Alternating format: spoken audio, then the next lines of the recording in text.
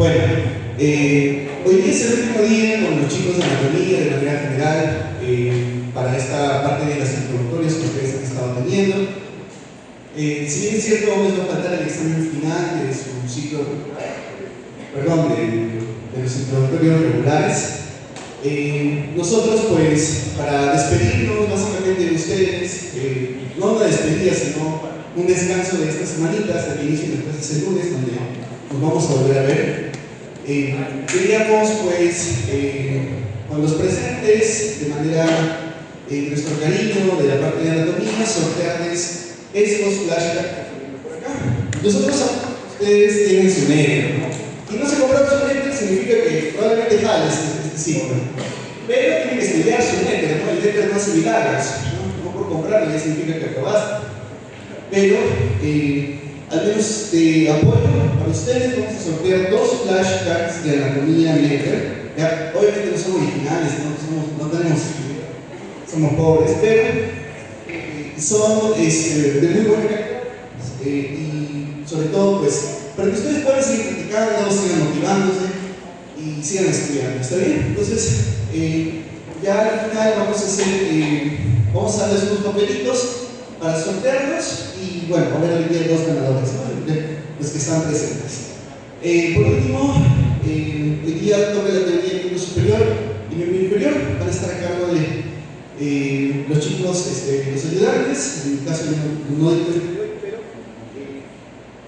pero al finalizar, pues no se vayan muy rápido, vamos a hacer los sorteos para que pues se puedan quedar y nos podamos despedir, nos tomamos una foto y se acabó, ¿ya? Hasta el día lunes y nos vemos de nuevo en la cara.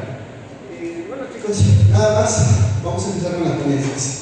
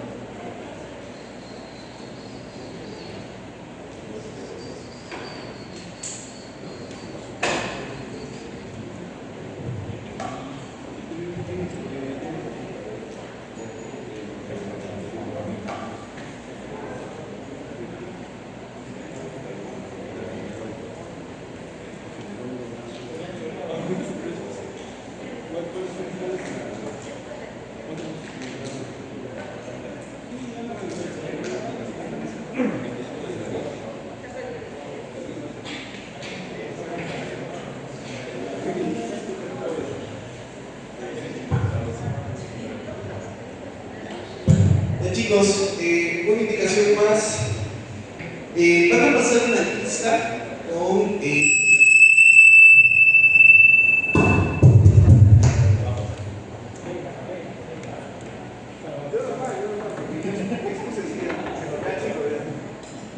cuando falla el micrófono, ¿qué se puede hacer? Van a pasar una lista, muchachos, para colocar sus nombres, ¿ya? No es del CEL, sino es de nosotros. Al costado de cada nombre va a aparecer un número. 1, su nombre. 2, su nombre. 3, su nombre. ¿Por qué? Al final, ya con ese número vamos a hacer el sorteo. ¿Está bien? Para no hacer papelitos, no hacer basura. Rápido, ¿ya? Coloquen sus apellidos y nombres. Y al costado, el número que estaba antes, pues continúan, ¿ya? Cuando les llegue la lista. Y al final sorteamos con esos números. Ese va a ser su número de la suerte, ya no se olviden. ¿Listo? Nada más.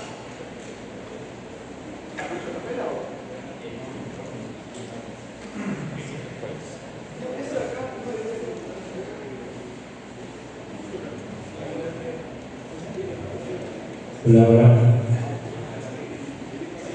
Ya chicos, hoy vamos a ver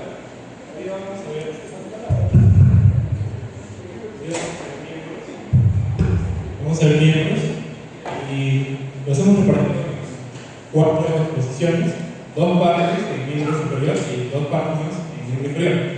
Vamos a comenzar con la primera parte, que es unas generalidades, luego vamos a ver un poco de hombro y luego de brazo. Finalmente vamos a ver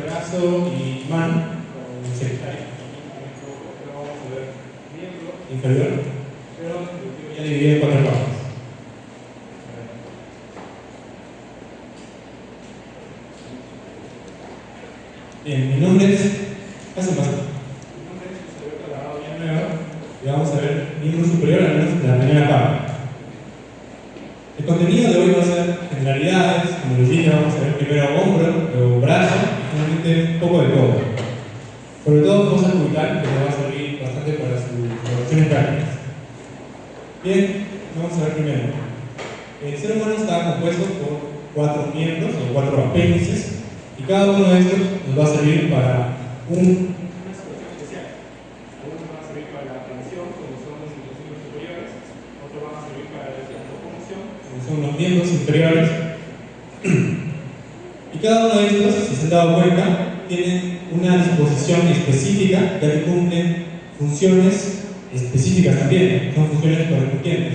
Estos también cambian de nombre para algunos autores, ya que los miembros superiores, para autores más tradicionales, pueden ser llamados como miembros torácicos, que es lo que vamos a ver ahora precisamente, y los miembros inferiores también pueden ser llamados como miembros pelvianos. Algunos autores de ANATOMY también nos mencionan así, les cambian el nombre prácticamente todo, porque usan libros más antiguos. Por eso es mejor que vayan leyendo todo ese tipo de libros. Bien. El miembro superior está compuesto por una cintura pectoral o una cintura escapular y la otra va a ser una porción libre o también llamada apéndice del miembro superior. Esta va a estar compuesta por 64 huesos y la vamos a dividir en 4 regiones. La primera va a ser la región del hombro, que es esta, es decir, vamos a ir de proximal a distal. Región del hombro, región del brazo, antebrazo y mano. Luego de ello, vamos a ver que cada una de estas regiones se complica un poco más, ya que cada una de las regiones se subdivide en más subregiones. Como la región del hombro se va a subdividir en una región deltoidea, que es una región, digamos, superior, la región escapular es la región posterior y la región axilar la región anterior. Cada una de estas, casi todas, van a dividirse en una región anterior y otra posterior. Bien.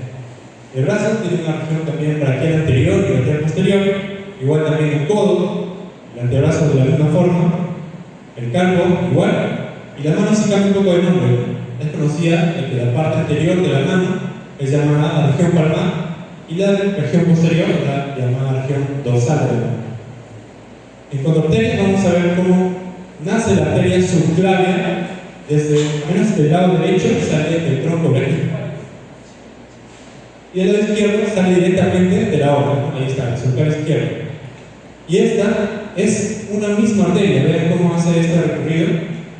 Y de forma arbitraria se le va cambiando de nombre. Pasa de ser arteria subclavia a ser arteria axilar y luego braquial. Más adelante vamos a ver cómo este mismo tronco arterial toma diferentes nombres de acuerdo a algunos parámetros de algunas estructuras, pero algunos autores mencionan a todo este tronco como el tronco braquial de Chaucier, ya que va disminuyendo ligeramente el calibre todo este vaso, pero básicamente es el mismo brazo, misma arteria, solo cambia de nombre de forma arbitraria.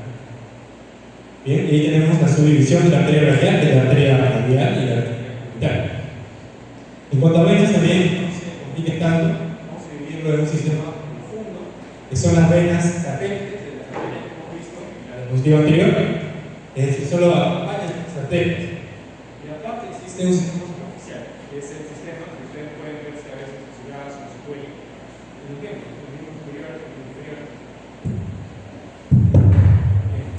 Y este sistema superficial no está acompañando a arterias específicamente, sino que pertenecen a un sistema totalmente diferente a estas que son las venas satélites.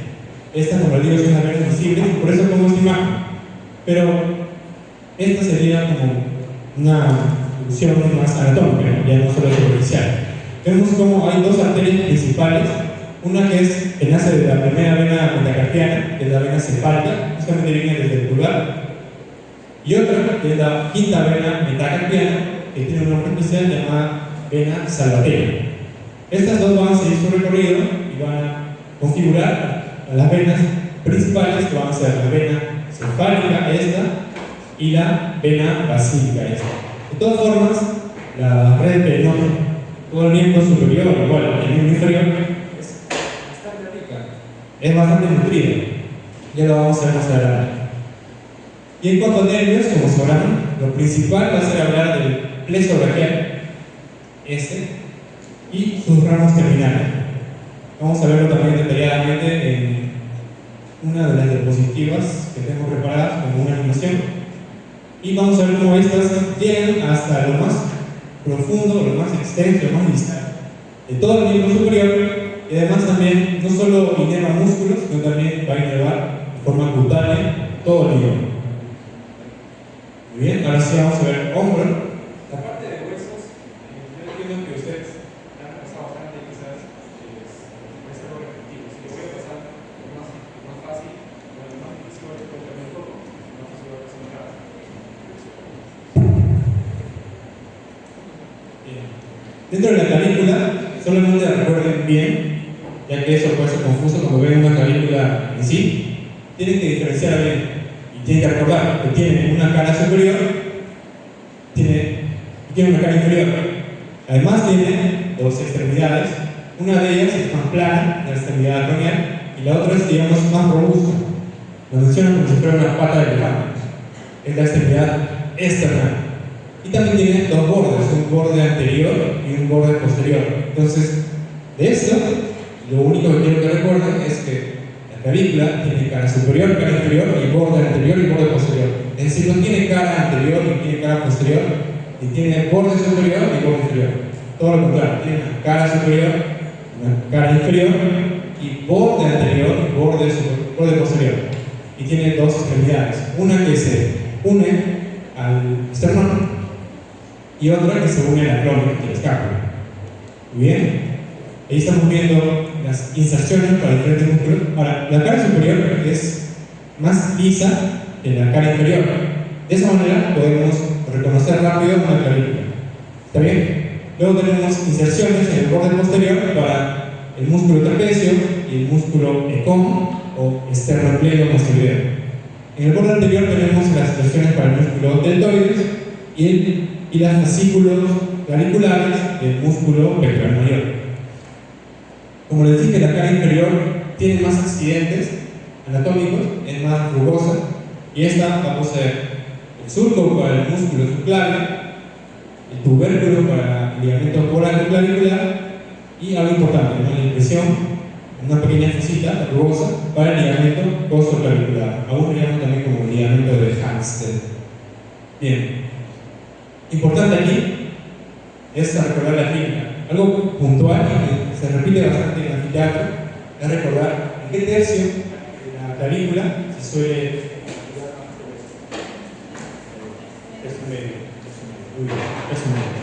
Eso nada más quiero que recuerden. Es aproximadamente el 80% de todos los casos de fractura de clavícula se va a dar justamente en el medio de la clavícula. Como si fuera una ranita, ¿no? Si una ranita que le doy golpe, lo más probable es que se rompa justo en el medio. Entonces recuerden que si dividimos la clavícula en 3 tercios, el tercio medio va a ser el más frágil y se va a fracturar de forma más frecuente. Muy bien, la escápula, igual también como quería en la clavícula. Que tiene una cara anterior, tiene una cara posterior y también podemos verlo desde la cara lateral, ya que tiene ciertos accidentes, especialmente la cavidad rinoidea, que van a ser bastante relevantes. Muy bien, la escápula tiene 3 bordes, ya que se le asimila como si fuera un triángulo. Tiene un borde superior, un borde lateral y un borde mediano. También tiene 3 ángulos, como todo triángulo, un ángulo superior, un ángulo lateral o ángulo glenoideo y un ángulo inferior. Además tiene ciertas estructuras que probablemente ya conocen. Esta que le dicen que tiene forma como si fuera un cuervo es la apófisis coracoides, de aquí de verde. Luego tenemos a la espina de la escápula, aquí de naranja, y esta tiene una prolongación, viene desde el extremo del lado medial y se dirige hacia afuera, formando una prolongación llamada acrónimo, que está de color morado. Muy bien, entonces siempre reconozcan estas dos estructuras, el acrónimo por encima y el apófisis coracoide por debajo. Bien, aquí se encuentra una escotadura escapular superior, ya que también por debajo podemos encontrar una escotadura escapular inferior. Capten bien esta parte, ya que algunos solamente mencionan que la escápula tiene esta escotadura, y digamos como escotadura escapular en vez de escotadura escapular superior. Es mejor a veces recordar más estructuras, por eso les hago mención de que una superior, y miren como debajo de la espina, justamente la unión con el cuello de la cavidad glenoidea, aquí existe otra escotadura, que es la escotadura escapular inferior. Por ahí van a pasar algunos vasos supraescapulares, y estos se van a diferenciar si están pasando por la escotadura superior y si están pasando por la escotadura inferior. Hay alguna diapositiva en la que vamos a remarcar eso, así que tengan en cuenta por ahora. Muy bien, en la cavidad glenoidea que está aquí remarcada de celeste, vamos a ver un tubérculo supraglenoideo y un tubérculo infraglenoideo. El tubérculo supraglenoideo va a ser la inserción por el músculo, por la cabeza larga del músculo bíceps-braquial, y el tubérculo infraglenoideo va a ser la inserción para la cabeza larga también del músculo tríceps braquial. Muy bien, ahora la cintura escapular va a estar compuesta por diferentes articulaciones. Cuando les pregunten cómo es la articulación del hombro, lo último que pueden decir es que el hombro tiene solo esta articulación, que es la articulación glenohumeral o escapulohumeral. Tienen más articulaciones. Vean bien, la cintura escapular está compuesta por la clavícula y la escápula, es decir, solo dos huesos. Estos dos se van a unir en esta articulación, que es la articulación acromioclavicular, y esta articulación, o estos dos huesos, se van a unir al esqueleto axial, es decir, al esternón, en este caso, por la articulación esternoclavicular. Además, existen otras articulaciones, una pseudoarticulación o articulación falsa, en la que vamos a ver cómo la escápula va a hacer un movimiento de báscula, o se va a cortar encima del esqueleto axial, es decir, encima de todas las costillas, es decir, de la región posterior, de todos los sacos costales. Y esta articulación es la articulación escápulo-torácica. Esta articulación se entiende mejor si es que ustedes logran repasar las inserciones del músculo serrato anterior o serrato medial. Ese músculo es clave para entender esta pseudoarticulación, la articulación escápulo-torácica. Digamos que esta articulación les da un plus más o un punto más cuando se quieren referir a la articulación del hombro, ya que no solo tiene estas articulaciones, sino también esta. Además, también hay diferentes ligamentos que van a reforzar cada una de estas articulaciones. Ya vamos a ver una por una en las siguientes diapositivas. Muy bien, el cinturón escapular, como les digo, tiene la articulación esternoclavicular, que es una articulación sinovial tipo silla de montar o articulación celar. En una vista anterior vamos a poder reconocer al manubrio del esternón, a la clavícula, y vamos a poder ver al ligamento interclavicular que está uniendo a los dos extremos externales de la clavícula y pasa por encima del manubrio del esternón. Además, ciertos autores mencionan que aquí se encuentra un disco articular entre la clavícula y el manubrio. Además, también existen otros ligamentos que están reforzados, como son el ligamento externo-clavicular anterior, y también existe, bueno, no se ve en esta imagen, pero también existe el ligamento externo-clavicular con la misma disposición, pero del lado posterior. La otra articulación es la articulación acromioclavicular, que también es de tipo sinovial, pero de tipo plano o artróide. Vean cómo se diferencian bastante bien estas articulaciones sinoviales, ya que tienen una cápsula que está envolviendo a la articulación. Recuerden que en la primera clase hemos visto cómo se diferencian las articulaciones. Bueno, aquí se pone en práctica cuando hablamos ya de los huesos y de sus articulaciones. Bien, entonces tenemos la cápsula articular, y esta articulación acromioclavicular se refuerza de dos ligamentos bastante conocidos, que son los ligamentos coracoauriculares. ¿Cómo se llaman estos? ¿Cómo? Muy bien. La articulación, los ligamentos trapezoide y conoide, o ligamento trapezoidal y ligamento conoidal. Uno es anterolateral y otro es posteromedial. Están aquí cada uno de su color. Básicamente los dos tienen la misma disposición, son como si fuera un cuadradito, solo que el que está posteromedial, logra tener un enrollamiento, y como tiene un enrollamiento, tiene una disposición de cono. Aquí lo importante es que recuerden cuáles son los ligamentos coracoauriculares y cuál es la disposición que tienen. Recuerden, uno es anterolateral, que es el trapezoide, y otro es el posteromedial, que es el conoide.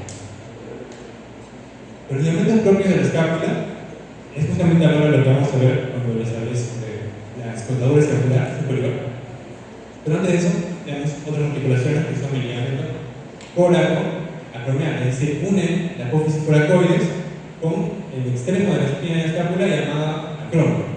Este ligamento coraco es un ligamento que también va a reforzar las articulaciones que hemos dicho en la anterior diapositiva. Luego también está el ligamento transverso superior de la escápula, el ligamento coracoideo, que une el borde superior de la escápula con la apófisis coracoide. Este es el ligamento importante que les estaba mencionando para que lo tomen en cuenta, ya que va a tener cierta relación con los vasos y nervios supraescapulares. Luego también hay otro ligamento que es el ligamento transverso inferior de la escápula, o espinomioideo, o ligamento de Henle, que es este de aquí. Une la espina de la escápula, la parte más lateral de la espina de la escápula, con el cuello de la cavidad glenoidea. Y vean, con la pista roja no se nota tanto, pero es esta de acá. Entonces, este es el ligamento superior de la escápula y este es el ligamento inferior. Entonces, aquí sí importa ver los vasos y nervios que están pasando por ahí. Pasa por ahí la arteria, la vena y el nervio supraescapular. Pero en el ligamento transverso superior hay algo particular, y es que la arteria supraescapular está pasando por encima del ligamento. Si ya les ha pasado la diapositiva, en la diapositiva van a poder acercarlo, van a poder ver cómo el ligamento está pasando por debajo de la arteria, como en todo caso al revés. La arteria está pasando por encima del ligamento, por debajo del ligamento sí está pasando el nervio supraescapular junto con la vena supraescapular. Pero en este ligamento transverso inferior de la escápula sí están pasando todos estos vasos y nervios debajo del ligamento. Entonces, esto también puede ser pregunta y es algo recurrente en la práctica. La arteria pasa por encima del ligamento superior. La explicación suele ser que la arteria no debe obstruirse, por lo tanto, pasa por encima, ya que si pasaría por debajo de ese ligamento, tendería más a un izquierdo, a obstruirse. Ahí está, ahí lo pongo para que no se vea. Bien, ahora la articulación glenohumeral es una articulación de tipo esteroidea, bueno, también sinovial, tipo esteroidea o electrodia. Que vamos a tener que estar compuesto también por una cápsula, justamente esto lo hace sinovial, y en la cavidad glenoidea vamos a ver ciertos reparos. Uno que es el labio glenoideo, es decir, ustedes han visto escápula sola, el hueso. Esos son algunos que han estado en taller o otros que han estado con algún contacto con el hueso. Han visto que la cavidad glenoidea es muy pequeña para recibir toda la cabeza del húmero. Muy bien, entonces lo que hace la cavidad glenoidea es tener un rodete o labio glenoideo que es una porción cartilaginosa que expande la superficie de la cavidad glenoidea para poder recibir a la cabeza ocular. ¿Está bien? Entonces el labio es una prolongación, una extensión cartilaginosa de la cavidad glenoidea para poder recibir a toda la cabeza del húmero. Muy bien. Y dentro de esta visión también podemos ver esta saliente. Es como un cordón que se va engrosando cada vez más hacia superior. Es el tendón de la cabeza larga del bíceps, que recuerden bien, va a ser intraarticular. ¿Está bien? El tendón de la cabeza larga no se va a insertar en un hueso, sino que va a ser intraarticular, se va a insertar aquí en el labio glenoideo junto con la cavidad. Y también existe aquí una mancha glenoidea, que algunos doctores también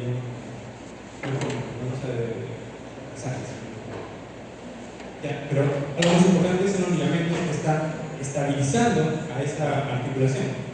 Tenemos el ligamento coraco-humeral, que es este de amarillo, y vamos a ver cómo sus prolongaciones pasan por este surco intertubercular, por donde está pasando la cabeza larga del bíceps. Esta prolongación se dirige hacia el lateral y pasa por el surco intertubercular, y este ligamento coraco-humeral tiene prolongaciones que forman el ligamento humeral transverso o ligamento de Gordon-Rodin. Ahora, estas articulaciones también son conocidas, son ligamentos glenohumerales o ligamentos de Morris o ligamentos de Fravell. ¿Cuál es la diferencia entre estos dos motores? Que Morris lo menciona como ligamentos glenohumerales superior y medio inferior, son estas, y cambio Fravell es un poco más exquisito con los nombres y le pone nombres de acuerdo a la disposición que tiene cada uno de ellos, con respecto a la cavidad glenoidea y con respecto al húmero, o la cabeza del húmero. Lo que para Morris es el ligamento glenohumeral superior, para Fravell es el ligamento supragleno suprahumeral. Lo que es medio para hombres, para saber lo que es supragleno prehumeral. Y inferior, para saber lo que es el ligamento pregleno infrahumeral. Y si se dan cuenta, cada uno de ellos tiene bastante correspondencia con respecto a cómo están ubicados entre la cavidad glenoidea y la cabeza del húmero. ¿Está bien? En algunos libros, bueno, en los libros antiguos que se mencionan eso acá, me dije que ciertos doctores de la teatro puede ser que lo mencionen, pero en general lo mencionan simplemente como ligamentos glenohumerales, superior y medio inferior, así que al menos recuerden cuál es la disposición de cada uno, no tanto todos esos nombres más complicados. Muy bien. Dentro de estos ligamentos, superior y medio inferior, existen desuniones o cavidades, pequeñas cositas, agujeros, que son los forámenes ovales. Uno es el superior, el que está entre el ligamento superior y medio, que es el foramen oval o de Weybridge. El que está debajo aquí es el foramen de Rubier. También lo mencionan bastante, incluso esta de acá más mencionado que esta, el foramen oval de Rubier, que se encuentra entre el ligamento superior y el ligamento medio. Entonces, tenganlo ahí un poco en cuenta. Sobre todo esto. Estoy siendo bastante sincero con todos los términos que se usan, creo que no. Esto de acá, lo menciono bastante paradero, pero solamente los ligamentos lo llaman como superior y medio inferior. Por lo demás lo llaman de paradero. Casi nadie menciona más. Acá en los forámenes, el foramen oval o de Weybridge es el que más se menciona en la teatro. Después el de Rubier, quizás algún doctor lo menciona. Pero, otra vez, dentro de la clínica, lo que sucede normalmente es que la cabeza del húmero sale de su articulación y se va hacia adelante y hacia abajo. Es decir, ocurre la luxación anterior de la articulación glenohumeral. Muy bien, esto sucede en el 85% de los casos de luxación de la articulación glenohumeral, de que puede tener otras posiciones, puede ir hacia atrás, hacia abajo. En este caso, la luxación anterior, algunos mencionan como la anteroinferior, es la que tiene mayor prevalencia. Y a esto se le llama como signo de la charretera. Luego también tenemos algo parecido, pero no es lo mismo. Es la luxación de la articulación acromioclavicular, es decir, del acromio y la clavícula, el extremo acromial de la clavícula. En este caso sucede que hay una desinhiencia entre la unión entre la clavícula y el acromio y ocurre algo parecido a esto, pero no es igual con la noción, es el signo de la tecla que dice el verbo presionar. Se presiona y vuelve así, por eso se le llama como signo de la tecla o signo de la pseudo-charretera, ya que de forma visual, microscópica, parece como si fuera lo mismo, pero como les he mencionado, esta es el signo de la charretera, ocurre cuando hay una desunión entre la cabeza y la cavidad glenoidea. Por lo tanto, parece como si el acromio y la clavícula se hubieran salido, pero en realidad es la cabeza del húmero la que está empujando a esta articulación que no se ha desunido, pero lo empuja hacia arriba. En cambio, en el signo de la pseudo-charretera, sí hay una desunión entre el acromio y la clavícula, y la cabeza del húmero sigue en su cavidad glenoidea, pero también parece como si se estuviera levantando esta parte superior del hombro. No se parecen mucho, por eso es que este es el signo de la charretera y este es el signo de la pseudo-charretera o signo de T. Bien, ahora los músculos, básicamente los he puesto para reconocerlos, pero recuerden sí que existe una región escapular, una región deltoidea y una región axilar. Bien, en esta visión posterior podemos ver algunos músculos, como son el músculo trapecio, el músculo deltoides, los dos se van a insertar aquí en la espina del escápula y llegan hacia el acromio. El deltoides se va a insertar aquí en el tubérculo deltoideo o deltoidea del húmero, lo vamos a ver más adelante.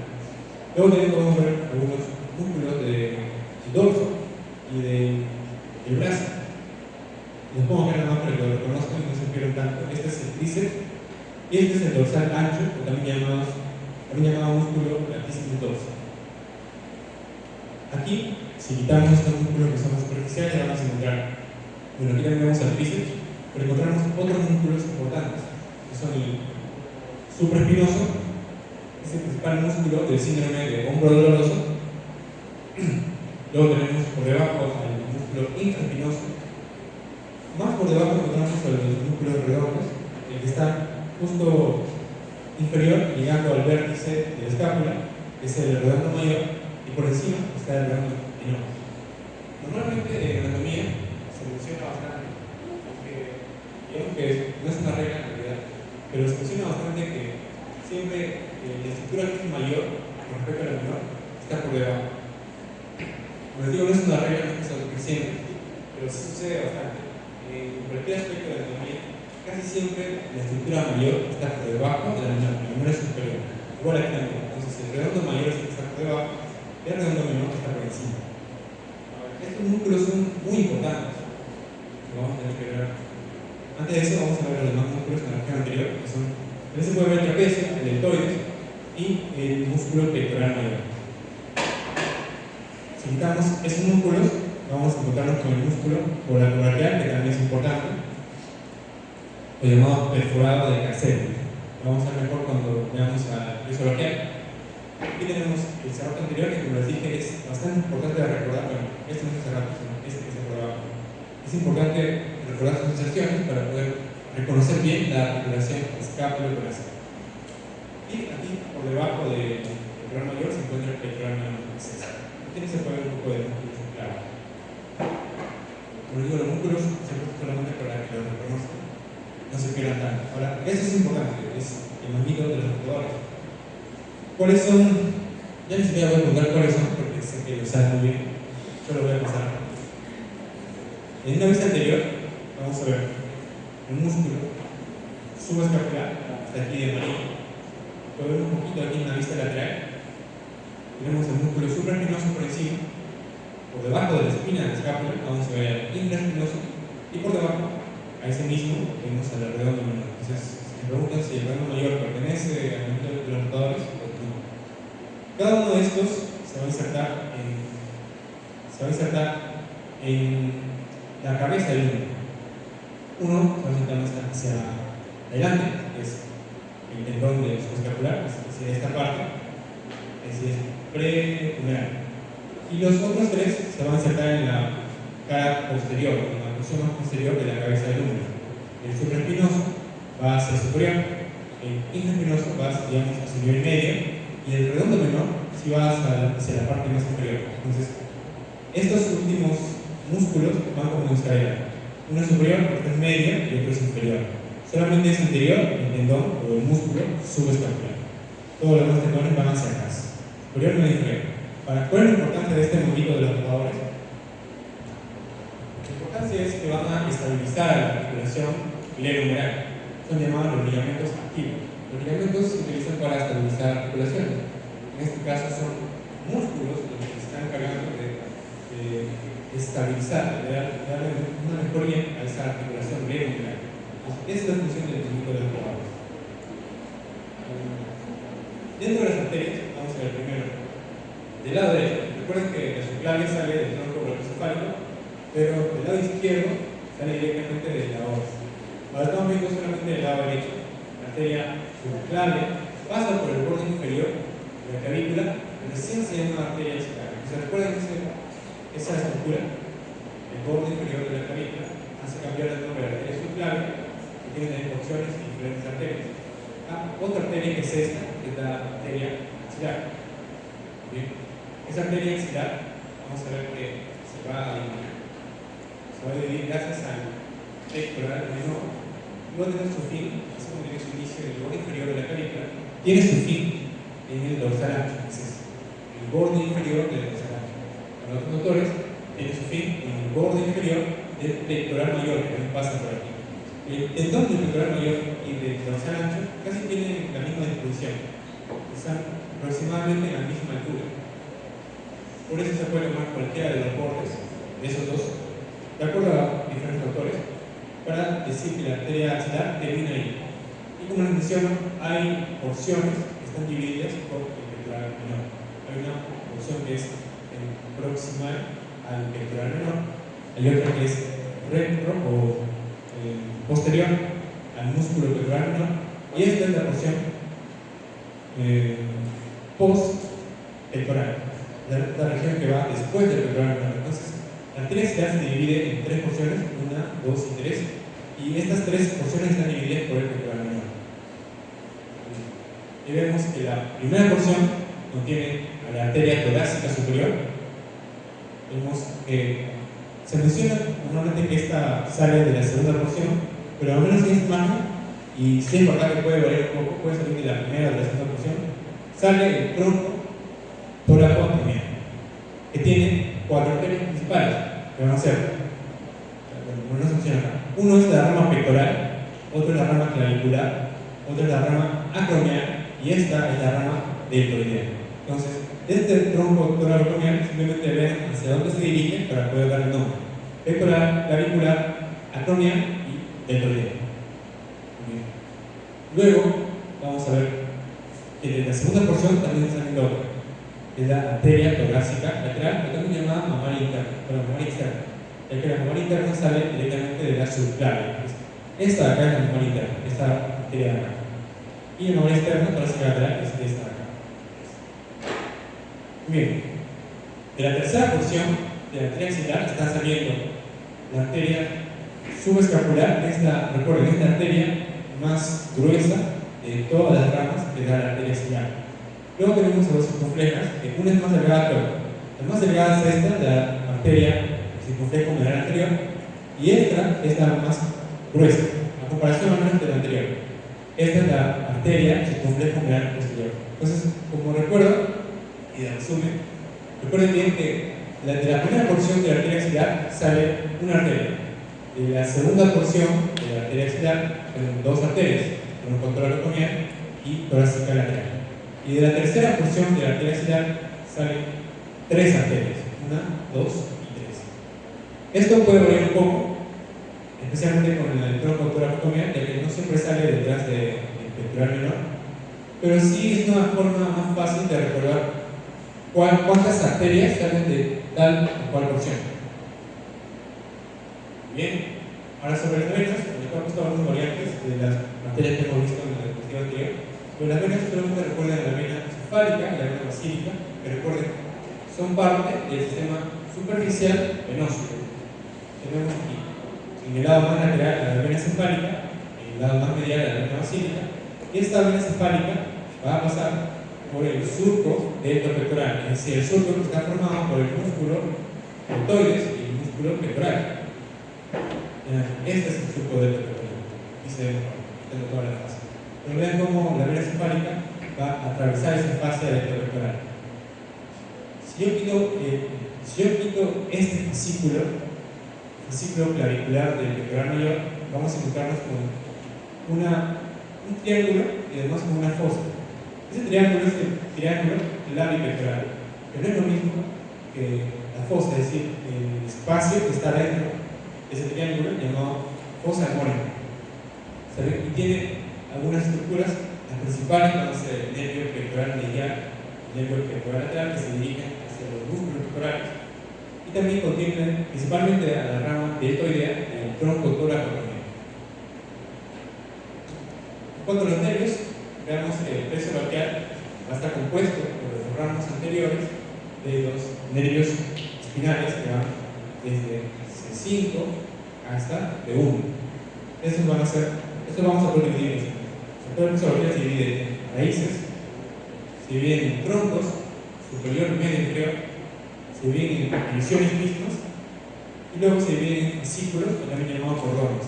Estos fascículos se dividen en lateral, posterior y medial. Y finalmente tenemos en los ramos terminales en color verde.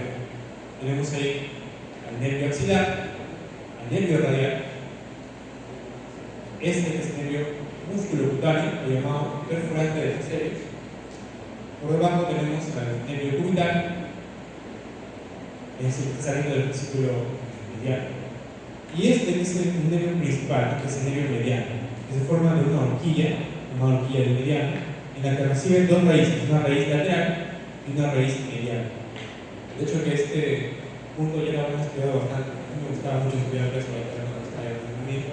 Lo dibujaba acá para que me acuerdo. Entonces, esto acá sí lo entendía bastante bien, pero después era más complicado recordar todas las ramas. Aunque un poco de práctica, cualquiera lo puede hacer. Para la clínica sobre la escápula acá es lo más importante, yo creo, de todo esto. Ahora vamos a ver. Este es el nervio torácico largo o respiratorio externo, de Charles B, que tiene dos ramas de C5, C6 y C7, y se dirige hacia abajo, hacia inferior, para inervar a qué músculo? Al cerrato anterior o al cerrato anterior. Este es el nervio que no se debe olvidar para la clínica. Como inerva al cerrato anterior, si no funciona o es cortado de alguna forma, por ejemplo con una mastectomía radical, puede ser dañado ese nervio vascular o Charles B, y ocurre esta clínica, que es la escápula helada o escápula helada. No puse una imagen, pero es más o menos como si la espalda se viera como una alita, como si fuera un ángel. Si la escápula se sale de su posición y se va hacia superior. Entonces, esa es la escápula helada, por eso se llama así, escápula helada, como si fuera un ángel. Y lo que pasa ahí es que el cerrato anterior no puede mantener a la escápula en el tren axial, en el lado posterior de la costilla. Esta acá es lo que sí se tiene que recordar.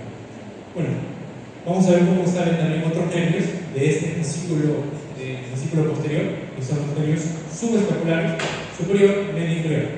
Ahora, uno de esos tiene un nombre especial o particular, que es el del medio, también se puede llamar nervio toracoaxial, y se dirige hacia el músculo. ¿Hacia qué músculo se dirige? Toracoaxial, el músculo dorsal ancho o latísimo dorso. Muy bien. Hacia abajo, en el fascículo medial, está saliendo el nervio pectoral medial, es este, y los nervios cutáneos que se dirigen hacia el antebrazo y hacia el brazo. Así como hay un pectoral medial, del fascículo lateral también está saliendo un pectoral lateral. Y estos, aunque es variable, se pueden unir en un arco que los esté juntando y forma arco de los pectorales o asa de los pectorales. Muy bien, eso es todo lo que hay que recordar de eso. Nada más. Esta es una imagen real para que vean cómo es un plexo braquial. Quizás algunos de ustedes no tenían contacto directo con un cadáver todavía, pero este es un plexo braquial. O sea, lo que hemos visto aquí es solo una disposición esquemática. Lo que realmente van a ver es esto acá, y van a tener que reconocer cada uno de los nervios. Vamos a ver primero los fascículos. Los fascículos están ahí. Los fascículos son lo primero que van a ver, ya que después de la clavícula está por aquí. Lo primero que ustedes van a ver es fascículo. Lo que vimos de troncos y raíces está mucho más profundo, así que no se suele reconocer el cadáver antes cuando tenemos ese tipo de corte, este tipo de abordaje. Luego del fascículo lateral vamos a tener ahí el nervio axilar, y recuerden bien que posterior se va a encontrar el nervio radial. Este es el fascículo posterior, este es el lateral. De lateral sale el nervio músculo cutáneo, o llamado perforante del tercero. Y del fascículo medial sale el nervio cubital. Y recuerden que en estos dos fascículos, el lateral y el medial, salen dos raíces para formar, el nervio medial. Entonces, así nos vamos a ir uniendo. La forma más fácil para que recuerden y puedan reconocer bien a un plexo braquial es que busquen esta horquilla, la horquilla del mediano. Una vez que busquen esa horquilla, ya pueden reconocer primero el nervio mediano. Luego de eso ya pueden reconocer que hacia este extremo de esta raíz lateral sale también el músculo cutáneo. Y de la raíz medial, sale del fascículo medial, sale también el nervio cutáneo. Y ya entonces el fascículo que no están viendo está hacia atrás, hacia el posterior. Este es el fascículo entonces posterior, del que va a salir un ramo más delgado, que es el nervio axilar, y un ramo mucho más grueso. Algunos dicen que ese ramo más grueso de todo el plexo braquial, junto con el mediano, es el nervio radial. Bien. Hace unos días hemos ido a jugar fútbol con las personas del ANTI mundial. Solamente puse esta imagen para que reconozcan bien cuáles son las personas en las que ustedes deben querer o respetar y apoyarse mucho también en el hospital. Son el señor Sori, el señor Elías y el señor Will. Pero también están aquí un ayudante también que apoya bastante a Abel, y el doctor Quispe, que va a ser un doctor bastante amigable con el grupo que tenga su su cara. Yo les digo que les dio unos regalos importantes cuando terminé el ciclo a su grupo de práctica. Entonces, probablemente tengan bastante suerte cuando se encuentren con un equipo de doctores.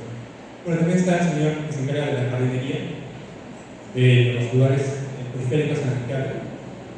Pero estas tres personas van a ser bastante claves para todos ustedes, especialmente para los delegados. Probablemente ya han tenido contacto con ellos tres, pero van a ser los que les den huesos, los que les abran temprano. Si un día quieren venir sábado, van a tener que hablar con ellos también, invitarles a que se salgan, para que tengan ese día no ganado.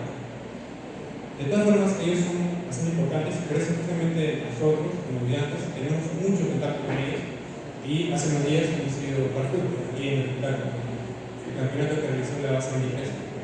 Esa es la conexión que también espero mostrar a ustedes junto con toda su base. Espero que sean aquí, se lleven esa información a los chicos en su grupo de práctica, que ellos van a hacer las pistas claves para que puedan llevar un ciclo bastante bonito, no solamente el primer ciclo, sino que ahora va a pasar un ciclo de prácticas. Van a tener un año completo junto con estos señores a los que van a tener que de alguna forma crear una conexión con el mundo.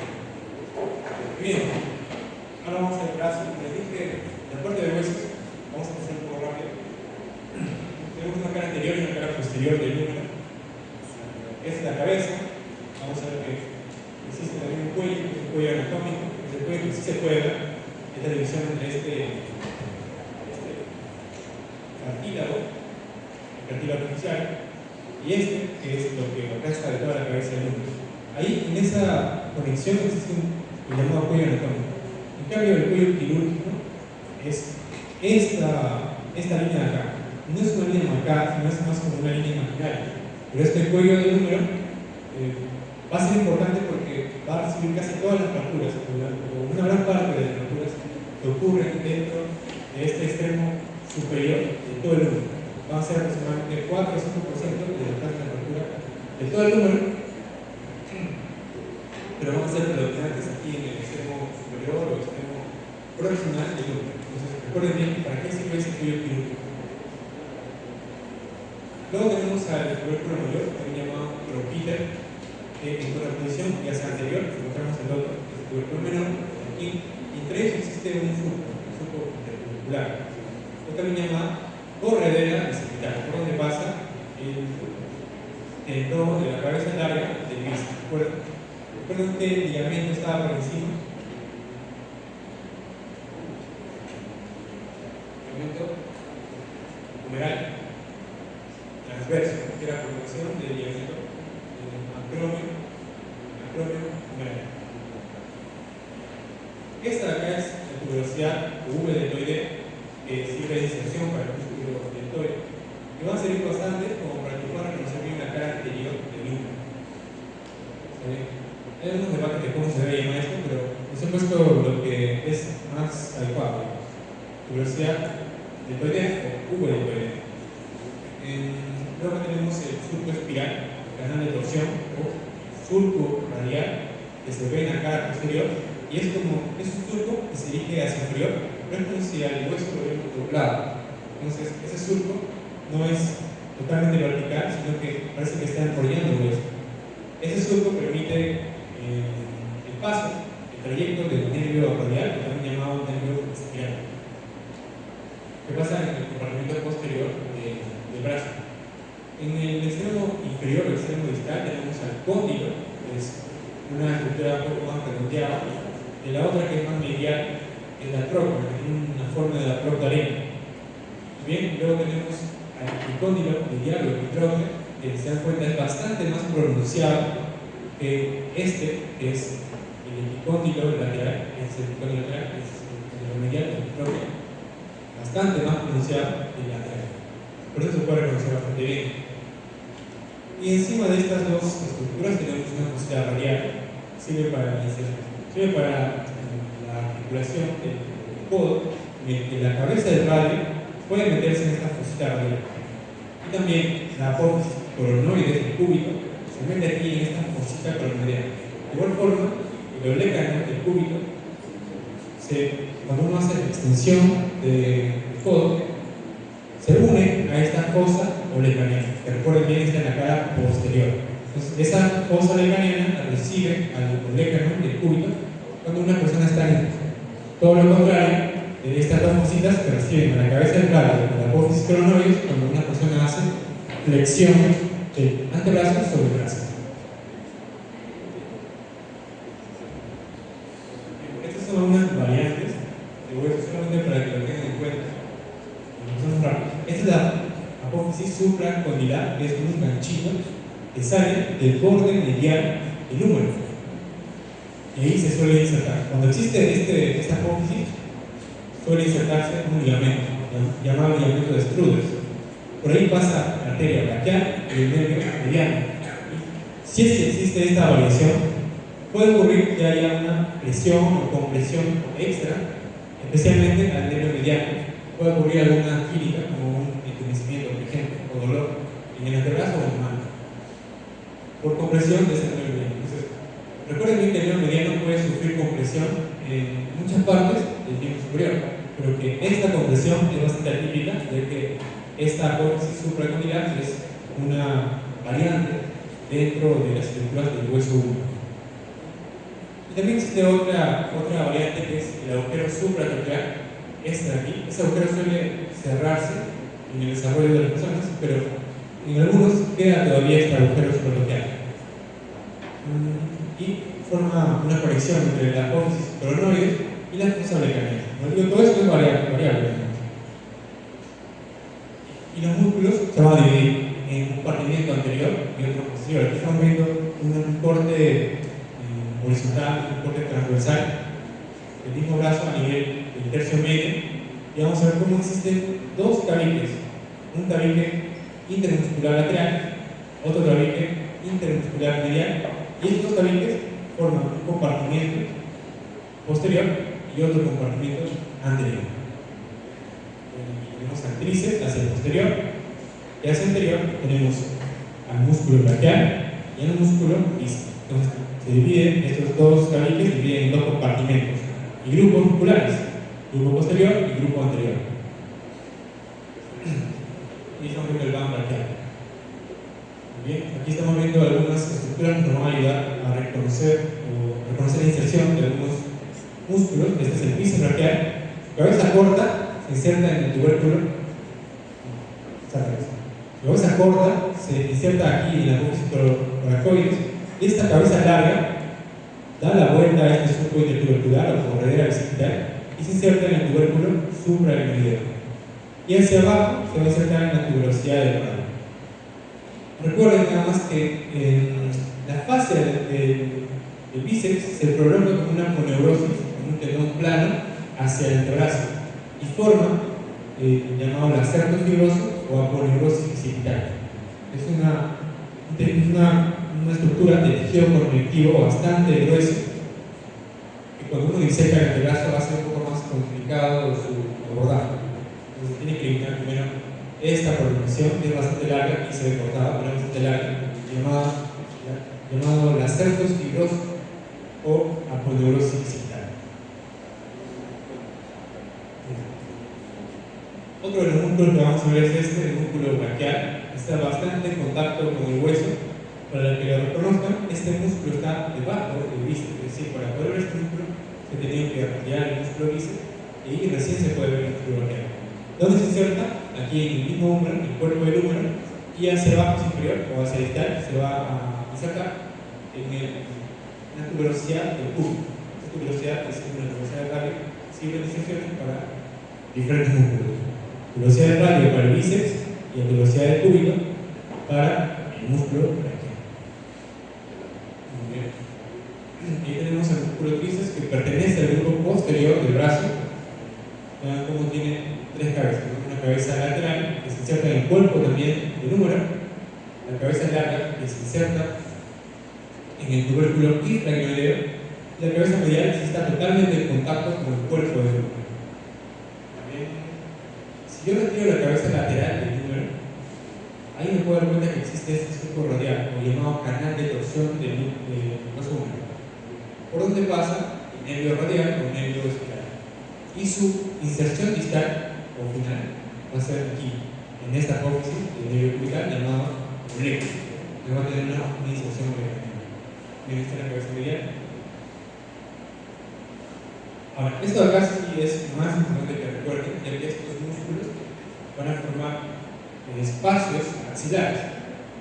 Este es el músculo tríceps, de la cabeza larga, esta es la cabeza lateral, y estos músculos, ¿qué músculos son? Este, redondo mayor, y este, redondo menor. Entonces se va a formar espacios bastante conocidos. Uno es el triángulo de los redondos. Es un triángulo formado entre los músculos redondos mayor y menor y entre el mismo húmero. Se encuentran ahí tres espacios. Dentro de este triángulo de los redondos se van a formar tres espacios más. Uno es el espacio axilar inferior, este es el espacio axilar lateral y este es el espacio axilar medial. Cada uno de esos tiene un nombre también diferente. Uno es el espacio axilar medial, o también llamado triángulo homotricipital, es decir, está entre los dos redondos, por eso homo, y este es el tríceps, la cabeza larga del tríceps, por eso se llama homotricipital. El segundo espacio es el espacio lateral, también llamado cuadrilátero húmero-tricipital, desde el O. Y por debajo está el espacio axilar inferior o triángulo húmero-tricipital de Avelino Gutiérrez. Los dos llevan húmero-tricipital, solo recuerden que el superior es cuadrilátero y el inferior es un triángulo, ya que cada uno de ellos tiene bastante relación con el tríceps y el húmero, por eso son números tricipitales. Ahora, de estos dos epónimos sí tienen que recordar, ya que el doctor menciona estos triángulos siempre como, no como los nombres que he mencionado aquí, sino como directamente con su epónimo. O sea, cuando usted le pregunte, enséñame el triángulo, no va a decir triángulo húmero-tricipital, sino que díganme, muéstrame el triángulo de los Gutiérrez, o muéstrame el triángulo del O, o cuál es el contenido del triángulo del O. Por eso es que acá se debe recordar muy bien los epónimos tricipitales. Ahora también debe recordar el contenido. En el espacio medial, el triángulo homotricipital va a correr. Y la arteria circunfleja circular pasa de más profundo hacia superficial y hace este rodeo. En el espacio de Becot va a estar surcando la arteria circunfleja humeral posterior, justamente por eso es más gruesa que la anterior, pero tiene un recorrido mayor. Y también va a pasar el nervio axilar hacia el músculo del toro, ya que se va a encargar de inervar toda esta porción del hombro. Y por el espacio axilar inferior, el triángulo húmero-tricipital, también llamado Avelino Gutiérrez, va a pasar algo más importante, que es el nervio radial. El nervio radial, antes de pasar por el canal de torsión que está formado por el hueso húmero, va a primero pasar por este espacio de Avelino Gutiérrez y recién del posterior, como desde el anterior se va a volver posterior, y pasando por el canal de torsión se va a volver lateral. Y también pasa junto con su arteria braquial profunda. Ya hemos visto la arteria braquial. Ahora, junto con el nervio radial pasa una arteria braquial, pero profunda, que es una rama de la arteria braquial. Es una rama, digamos, temprana de la arteria braquial. Muy bien, ahí está la arteria braquial, en la que vemos su borde inferior. Recuerden, esta es la arteria externa, como hemos visto. Recuerden que su límite inferior era el borde inferior del dorsal del pectoral mayor. Bueno, de la misma forma, esta arteria braquial o arteria humeral va a tener como su límite superior a ese mismo reparo anatómico, y por debajo va a tener su límite inferior a la línea interarticular. Toda esta arteria va a servirles a ustedes en fisiología para poder medir la presión arterial. Entonces, la presión arterial está medida gracias a esta arteria braquial. Bueno, varios de ustedes seguro ya lo han hecho. Entonces, reconozcan bien cuál es la disposición y cuáles son las relaciones que tiene esta arteria. Esta arteria pasa por un canal llamado canal bicipital, también llamado canal de tubería. Esta arteria entonces pasa con sus venas satélites y además está acompañada por un nervio principal dentro de ese canal bicipital, que es el nervio mediano. Luego de eso, vamos a ver cómo esta arteria en la línea interarticular se divide en dos arterias, una arteria radial hacia el lateral y hacia el medial una arteria cúbica. Bien. Luego también vamos a ver cómo esta arteria braquial da diferentes ramas para formar un circuito alrededor del codo. son periejecutitos. De la arteria braquial sale, como les dije, una rama temprana que es la arteria braquial profunda, que se dirige hacia atrás y acompaña el nervio radial. De esta sale la arteria colateral radial y colateral medial. De la misma arteria braquial sale la arteria colateral cubital. Y además también se va a unir con esa que viene desde abajo, que es la colateral cubital inferior. Esta disposición es un tanto más variable. Ciertos autores lo mencionan como algo más accesible, más fácil, y otros autores lo complican mucho más. Solo recuerden por ahora que este circuito es bastante rico en arterias, en ramitas que van a ser dadas por esta arteria braquial. Casi todas van a tener el nombre de colaterales. Van a ser colaterales radiales, colaterales cubitales. En este caso, este autor que yo estoy poniendo acá menciona como una cubital superior y otra inferior. Otros solo lo mencionan a veces como una cubital. Y se va a unir con las diferentes colaterales que vienen también de la arteria cubital, de la arteria radial, y también de esa arteria de acá, que es la arteria interósea. De ahí también van a partir arterias que se van a unir y van a formar este circuito pericontínuo. Bien, y acá también tengo otras variantes que pueden ser de alguna importancia, ya que en el anfiteatro, como hay diferentes cadáveres, hay variantes que pueden encontrar. Recuerden que ustedes buscan no en diferentes cadáveres. Se suelen encontrar diferentes variantes, como por ejemplo esta, que se dan cuenta, este es el brazo, aquí vemos la región del hombro, un poco cortada, ¿no? Y por aquí más o menos estaría el antebrazo. Pero vean cómo aquí, en este alfiler, está viendo la arteria axilar. Y en vez de dirigirse la arteria axilar, movimos aproximadamente el codo, se está dividiendo ahí en el mismo brazo. Es decir, casi ahí donde todavía es arteria axilar, y donde ni siquiera han dado a la arteria braquial, ya se está dividiendo en dos arterias, una arteria radial y una arteria cubital. Esta es una división, llama división temprana de la arteria axilar. Es decir, se salta la arteria braquial. Estas son variantes que crean que no son difíciles de encontrar en el anfiteatro. Hay diferentes variantes. Incluso hace poco que estuvimos checando, se encontró un fascículo más del músculo bíceps braquial. Y así, siempre se encuentra algo diferente. Dentro de los nervios tenemos, para recordar, dentro del brazo, este nervio músculo cutáneo o perforante de Caserio es este nervio de acá. Este nervio de acá va a inervar a todos los músculos del grupo anterior del brazo, es decir, con la braquial, al bíceps braquial y al músculo braquial. Este músculo cutáneo o perforante de Caserio lo que hace es, cuando sale del fascículo medial del peso braquial, pasa y atraviesa este músculo por la braquial, por eso se llama perforante de Caserio, y el músculo se le llama perforado de Caserio. Este nervio va a dirigirse como un sándwich entre el músculo braquial por debajo, en el centro del piso, y el pecho por encima va a estar el músculo bíceps.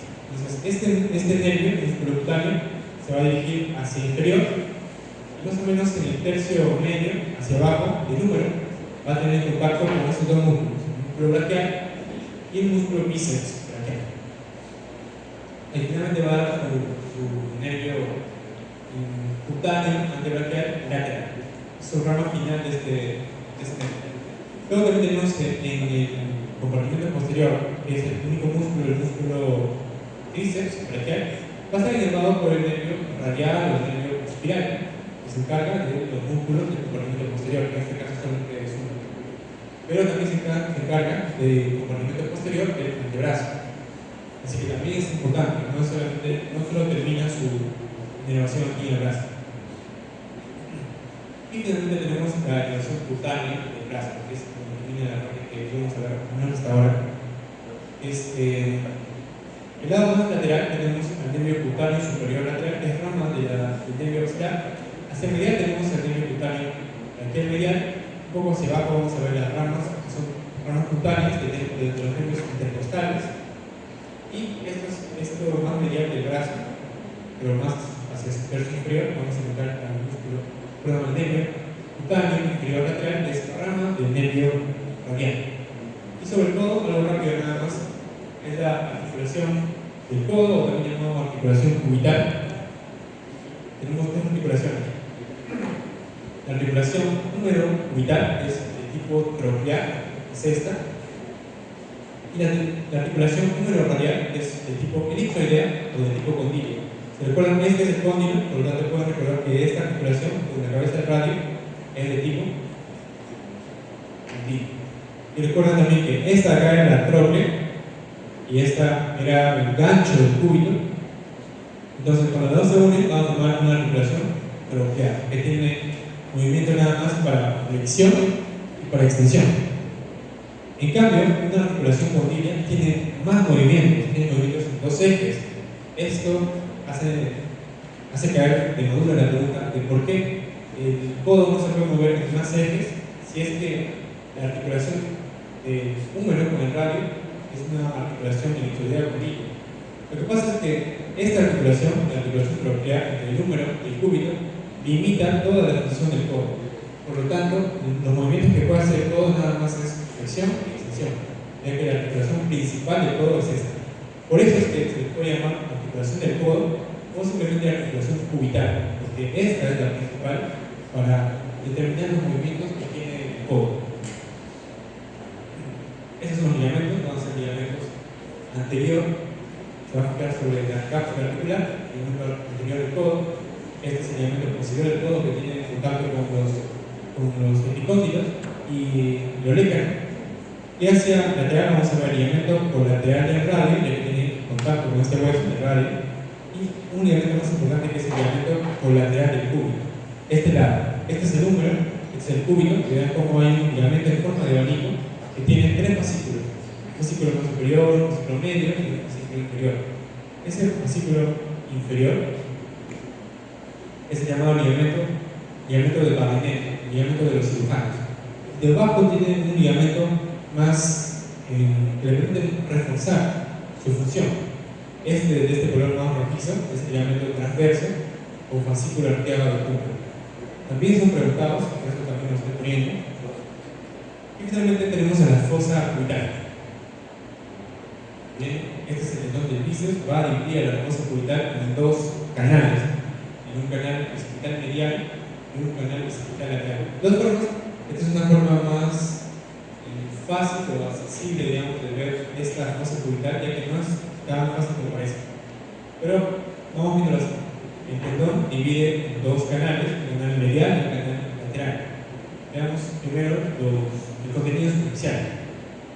El contenido superficial va a ser arteria braquial. Este es el contenido más profundo. El superficial va a estar así de color rojo gris. El contenido profundo va a ser la arteria braquial y el nervio mediano que estamos viendo acá. En cambio, el contenido superficial, así de gris, va a estar la vena intermedia basílica y un nervio cutáneo antebraquial y medial. Estos dos van a ser superficiales y estos dos van a ser profundos. Con la misma idea vamos a ir por el canal bicipital lateral, que es la arteria recurrente radial y el nervio radial que están pasando por aquí en el lado más profundo, y de forma más superficial está pasando la vena intermedia cefálica y el nervio cutáneo antebraquial. Por lo tanto, no es tan difícil recordar cuál es el contenido, a menos el contenido superficial. Vean cómo esta es la vena intermedia, la basílica, ya que recuerden que la vena basílica va hacia medial. En cambio, la vena cefálica va hacia lateral. Por lo tanto, la vena intermedia cefálica es la que se dirige hacia esta porción del codo. Solamente recuerden bien cuáles son los componentes más profundos de estos. Aquí tenemos el circuito arterial del codo. Más o menos ya les he explicado, así que les dejo nada más para que lo revisen. Está bastante compuesto por ramas colaterales y ramas recurrentes que se van a unir y vamos a formar un circuito. El circuito arterial. Ahí son pura memoria, recordar cada una de esas arterias. Bueno, finalmente ahí está la bibliografía utilizada. Aquí también estoy dejando para que.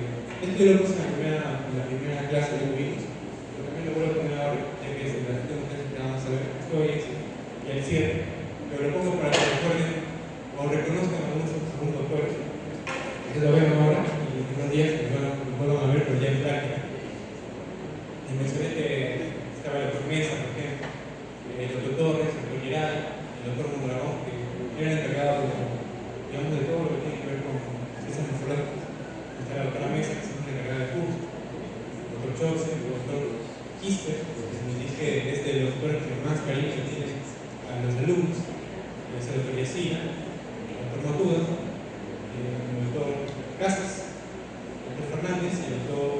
cariño. Y como les dije, siempre hay un cariño especial para los señores de la señora Osorio. Y de hecho, el proyecto que estoy contando estaba el señor Elías y el señor Williams. Siempre están en relación, y esa relación tiene que ser realmente cercana, ya que a nosotros mismos, como candidatos, como alumnos de comunidad, nos ha permitido realizar algunos proyectos dentro del teatro, ya que este verano, a pesar de que ha sido un verano bastante ocupado, hemos podido realizar algunas técnicas, como por ejemplo el mantenimiento óseo. Es decir, este ciclo van a ver huesos que realmente van a ser blanquitos. Los años pasados han sido huesos muy marrones, pintados, con verniz, con colores, de todo tipo. Este año van a ver huesos así, más limpios, más blanquitos. Esperemos que no se haga tan rápido. El proceso que hemos llevado ha sido un proceso más novedoso, así que esperemos que los huesos estén en buenas condiciones. Como también hemos hecho realización, hemos tenido oportunidad también, y ya vamos a tener la oportunidad de avanzar algunos cuerpos a bastante delgado. Entonces, todo el trabajo no se daría si es que nosotros no tendríamos una buena relación con los doctores primero y también con los profesionales de la el señor Osorio, el señor Elías y el Williams. Bien, chicos, eso me canso, ¿verdad? Gracias.